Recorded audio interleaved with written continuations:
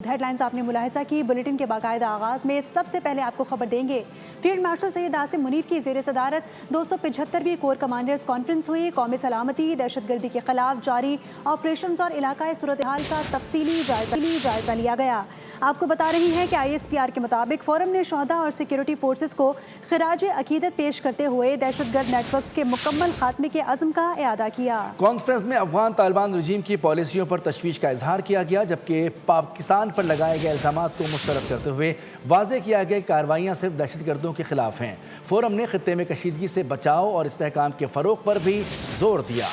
खित्ते को दरपेश सिक्योरिटी चैलेंजेस, दहशत गर्दी के खिलाफ जारी जंग और बदलती जियो पोलिटिकल सूरत हाल। फील्ड मार्शल सैयद आसिम मुनीर की ज़ेर सदारत 275वीं कोर कमांडर कॉन्फ्रेंस में अहम फैसले, कौमी सलामती से जुड़े अमूर का तफसीली जायजा भी लिया गया। ISPR के मुताबिक कॉन्फ्रेंस में मुसल्लह फौज, कानून नाफिज करने वाले इदारों और मादरे वतन के दिफा में जानों का नजराना पेश करने वाले शहरियों को जबरदस्त खराज अकीदत पेश किया गया।